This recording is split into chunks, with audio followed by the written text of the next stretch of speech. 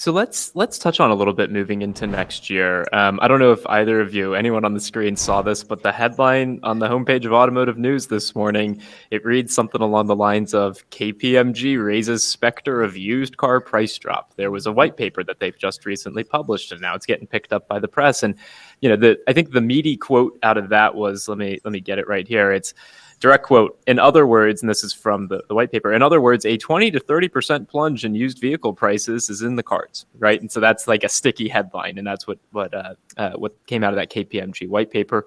You have Cox Automotive saying that they actually expect used car prices, both on the wholesale and retail side, to continue to increase through the tax season next year, the spring selling season.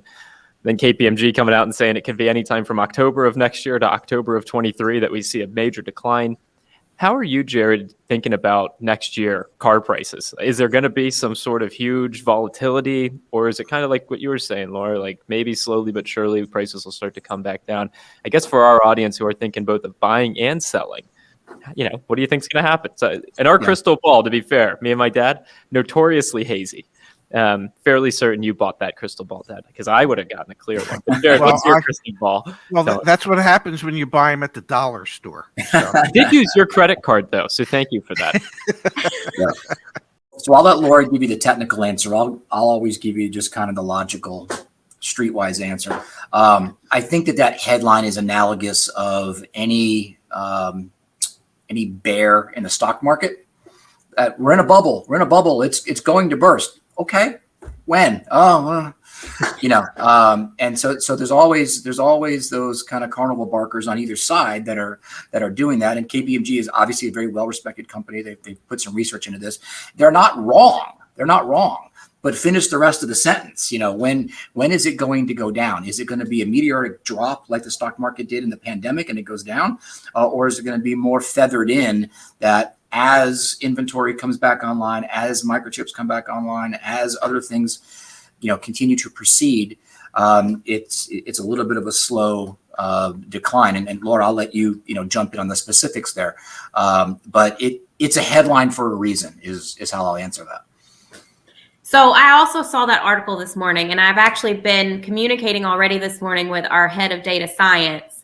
And that's probably a great person to join this call at some point, that he might have some good insights there to share with you guys. But we've been dialoguing about it this morning. And, I don't think we've necessarily changed our position after reading that, because we're still feeling like the floodgates are not just going to all of a sudden open and you're going to have all these new cars that are just going to flood the market and cause the used car market to be depressed.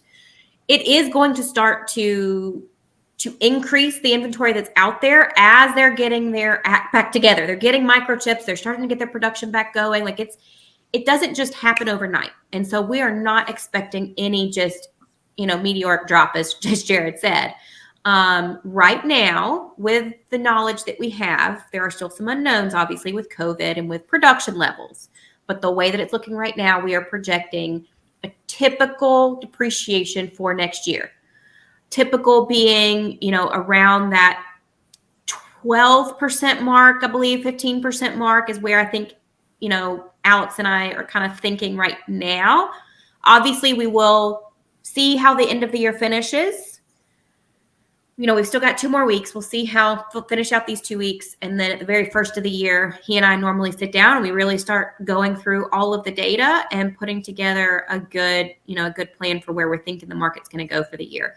But as of right now, we are not seeing any large drop off in 2022. Softening, yes. Feathering in, yes.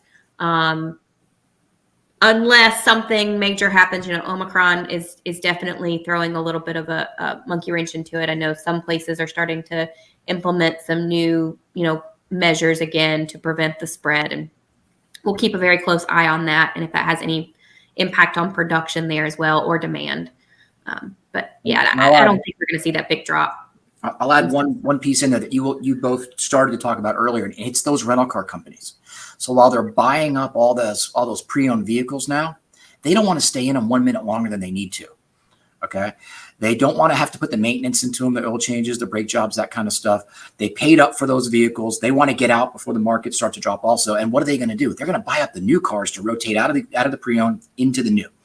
And so that alone will help to stabilize and feather, and cushion, if you will, any real dramatic drop initially. And so there's going to be a rotation from those commercial companies, those fleet management and rental car companies. The consumers will benefit certainly if you wait, but it's not going to be as Laura described.